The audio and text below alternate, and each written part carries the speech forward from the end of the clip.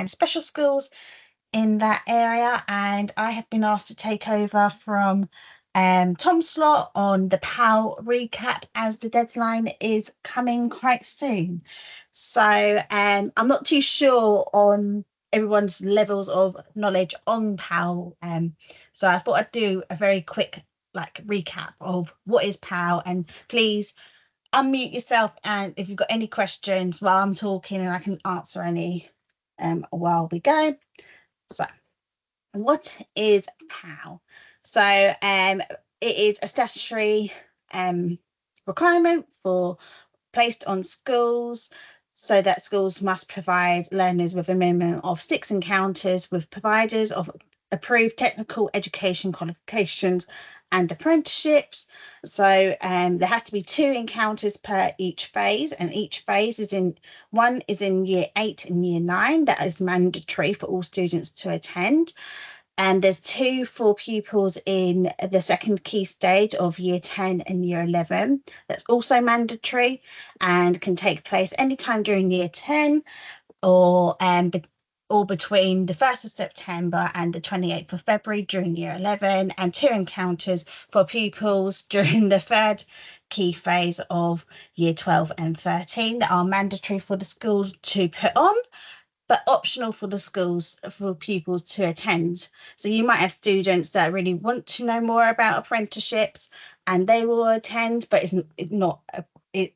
Some schools, some students will be going, I don't want to do an apprenticeship, I don't want to know this information, so it's not mandatory for them. So the schools that are legally required to meet the legal duty are all academies, alternate provision academies, a community foundation or voluntary school, community foundation school, special schools, so all types of schools basically, except for ones established in hospitals are mandatory, legally required to meet this duty. Why, you might ask? It is to promote the quality and consistency of the provider encounters. The legislation provides a new set of minimum information that the school must ask the provider to give pupils during each encounter. We all know that the more careers information that a student gets, the better informed they are when they hit post 16 and choosing their options as well. What should be included during an encounter. So these are the 4 minimum things that should be included. So information about the provider and their approved technical qualifications or apprenticeships that the provider offers, information about the careers of which the qualifications or apprenticeships might lead, a description of what the learning or training with the provider is like. So say you've got a level 2 HR course that a student's going to do, they need to understand what actually is involved within that course for the student taking part. They might understand the actual job, but it's good for the student to also understand the qualification that they might be taking part in, and the responses to any of the questions and from the pupils about the provider or approved qualifications and apprenticeships. So it has to be like a 2-way conversation for them. So students can ask questions and get an answer from the provider. Can non-compliance of PAL affect intuition's Ofsted grade? It can. So Ofsted will state if a school is non-compliant, and they will consider the impact of this will be the judgment of the personal development school. I'm sorry, stop it. So I just mentioned a couple slides ago that when it was when you should, sorry, I've lost my train. Stop. So when you should be doing these encounters. So could anyone come off mic and say when the first key stage, when is the reporting period for provider access legislation?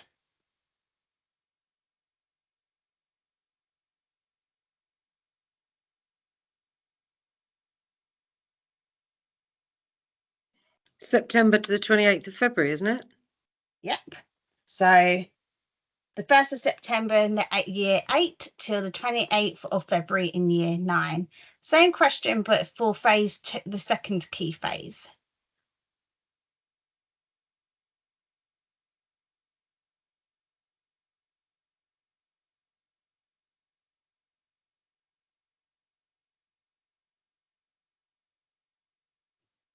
It's the same period for both years. So it's, yep, the same period. So the 1st of September in year 10 to the 28th of February in year 11. And then in third phase.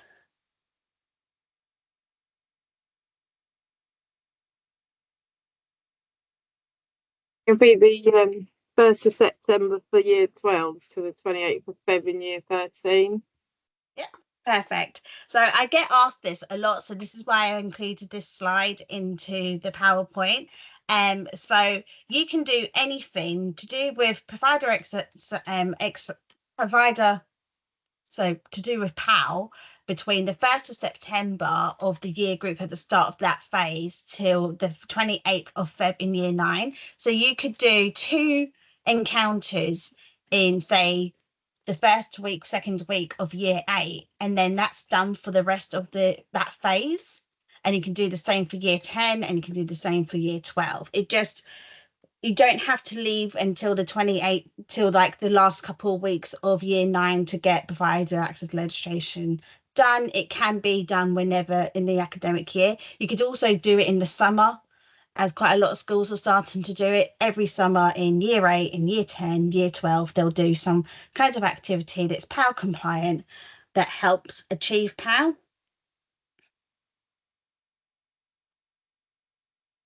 So this just explains it in writing. So you're all probably thinking, I'm not actually ready for the 28th of Feb, but that's okay, because we do have some resources that you can use, and quite a few of our schools have used them already. So we have our PAL videos, which I will show you now.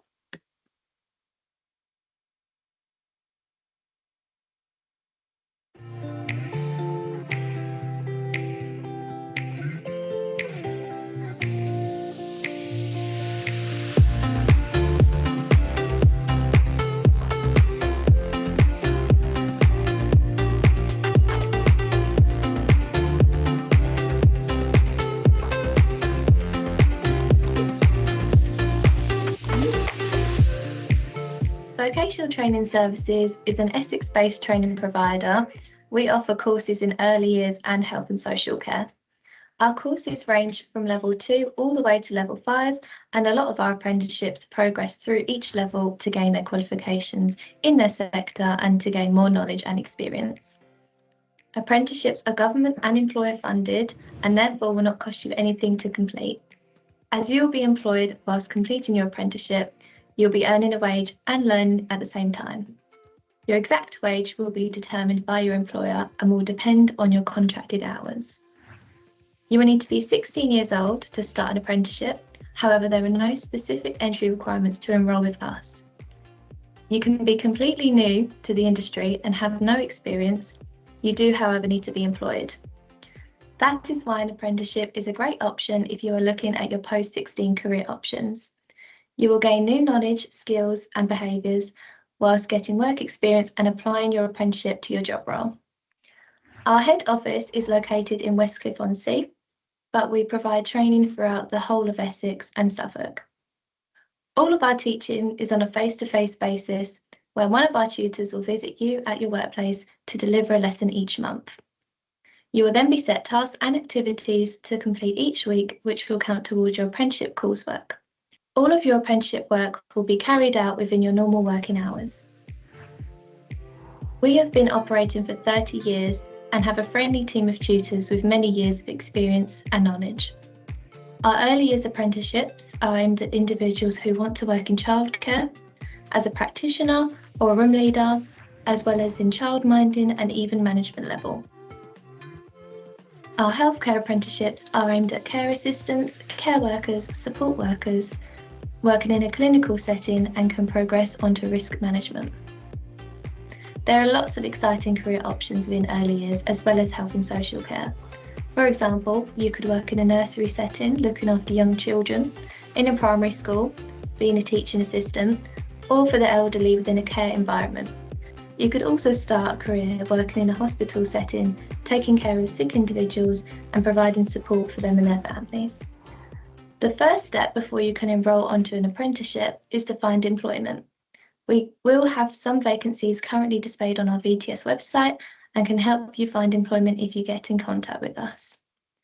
If you have any questions regarding our courses or how we operate, I would encourage you to get in contact with us or visit our website, and I will be happy to provide some more information. Thank you.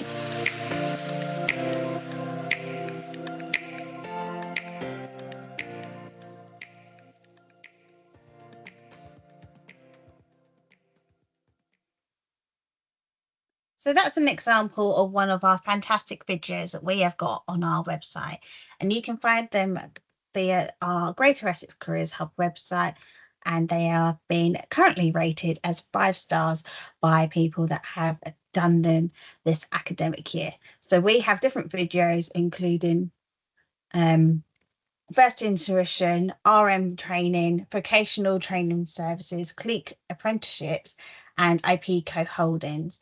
And what we suggest schools do is that we use they use them during form time, and they get the form tutor to fill out the questions on the website, which I am showing here.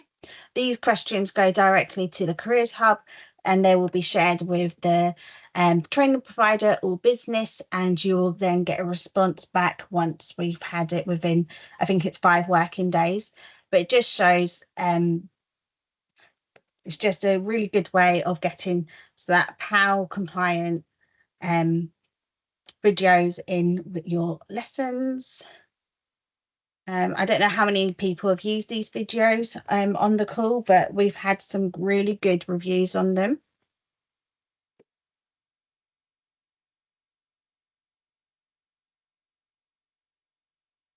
So you're probably thinking how impactful they are.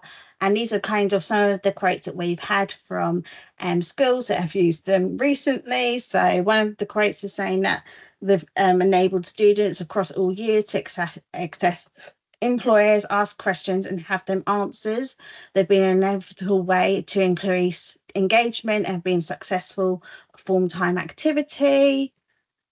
It's allowed one school to share up-to-date PAL information in engaging and informative manner. The video format helps bring the workplace and opportunities to life, which is a really nice quote. And it's also helped the this career leader as it worked well when the person spoke, and on a practical level, it was a lot easier to manage, given the prize wider pressure on time and resources. And another school said it was extremely easy. They used it during form time, tutor time, and when students have Excello timetable. So if you have Excello, Morrisby, Unifrog, other providers are available. Timetable during the time this could be used in the slot, and the tutor would play the video, and then ask the questions suggested by the students, and then get the answers back. So here's a list of different resources that we have got on our website, but also suggestions of who you can get in touch with. So we have a list of Essex training providers. We have a list of PAL activities that you can do. You can request apprentices from the Ambassador Network. You can request support from Amazing Apprenticeships.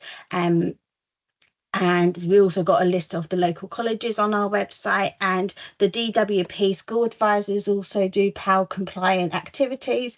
So if you have DWP coming in, you can always ask them to do something that's PAL compliant to help you achieve it as well. And then I do also have an example of a PAL compliant activity. So this example is something that's worked in multiple schools across my caseload of 28 schools. And it's kind of been tweaked over the last couple of years to be an activity that can hit multiple different benchmarks, but also hit different PAL. So this is normally done as a meaningful activity in year 8 and year 10, and the event is a drop down day normally, or a half day in some schools. Some schools call it a career carousel and other schools call it a rotational event. And what they do is they will make sure that 2 of the events within this will be PAL compliant. So you're probably thinking, what is she talking about? And I'll show you. So this is what I was talking about. It is an event that is called a carousel. So you'd have students of different year groups come around and talk to different providers about different things. As long as they hit those 4 criteria within 2 of these, it will help you become PAL compliant. So what parts of this do you think would be PAL compliant if you were doing an event? So a rotational event is basically like half an hour or to 50 minutes doing a workshop with a business or a provider, and then they rotate and they'll go to a different classroom and do a different activity. But what event, what do you think would be PAL compliant within this?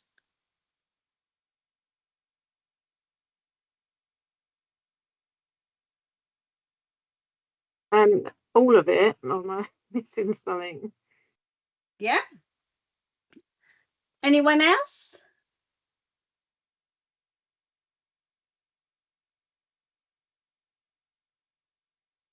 No? So for this, it would be USP talking about T levels, the NHS talking about different pathways into the NHS, ASK doing an apprenticeship talk, and B4BT talking about the pathways into the business. DWP LMI talk wouldn't necessarily be about provider access legislation, because provider access legislation is all to do with all the different ways into a business, and they'd be probably talking more about local labour market information, not that. And then A levels aren't technically part of provider access legislation. You're talking about the T levels and apprenticeships, things, pathways like that. So let's go back, and what do you think would help you hit benchmark 2 for this, which is labour market information?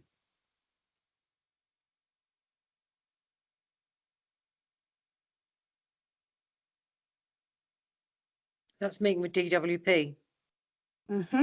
Anyone else? Oh, and Balfour Beatty. And maybe NHS. Yep, perfect. All 3. So are you starting to see what I mean by you can do one event and you can hit multiple different benchmarks? So let's clear it. What do you think would be for benchmark 3? So benchmark 3 is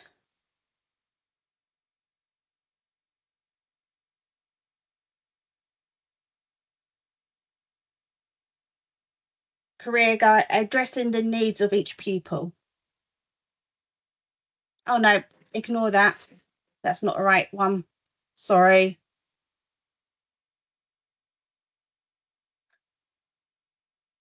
What would help you hit benchmark 5, which is talking to local businesses?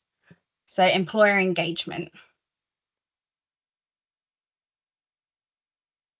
NHS and Balfour Beatty. Perfect. And what do you think would help you hit benchmark 7?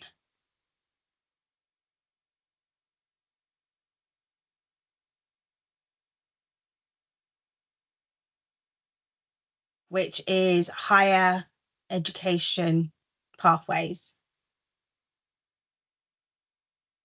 Higher level apprenticeships. Yeah, SEC, Mm-hmm. T levels. Yes, definitely. So I don't think that highlight's going to work. The highlight was meant to be USP, but obviously I've made a mistake. But you can see how you can how one event can help you hit multiple benchmarks. I'm just going to end here because I really don't like not being able to see people while I'm talking, and we can have a chat and you can go over any questions that you've got. There we go. I can see everyone again. Sorry. Is there any questions, or is it, yeah?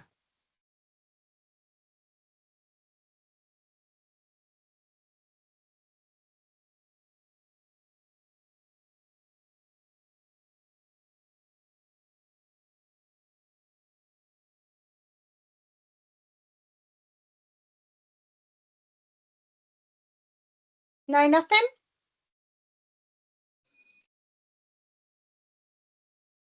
Yes, Kezia.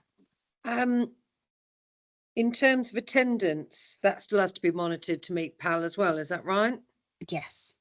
So you need an attendance register of all the students that have attended that event, haven't you? So Mhm. then if somebody was absent from that event, they'd need some sort of other encounter, wouldn't they? Is that right? Yes. Yes. Yeah, so you can do like a follow-up event. That's where the videos would be really helpful for those students that didn't attend. You could maybe use the videos as to help plug that hole.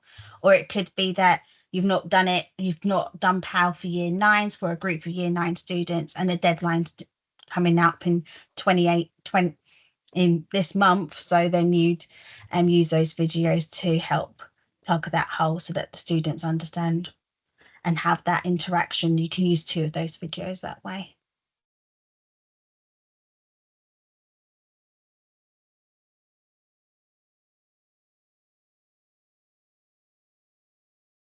There's other ways that you can approach PAL as well. You don't have to do a carousels or a rotation event. Quite a lot of my schools do it because they have drop down days for careers and in the summer. So they'll do it for year 8 and year 10, and it's something that they'll do every single year.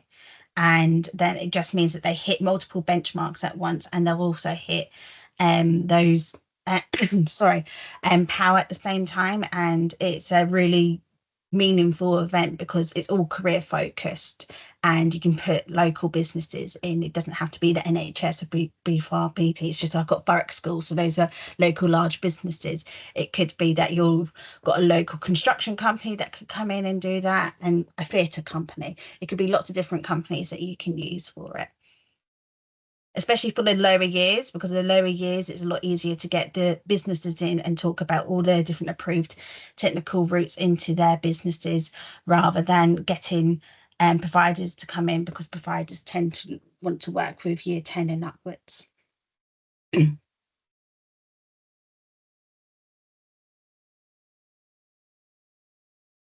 Any other questions, or we can stop recording and there can be some other questions just in general that you need to go over?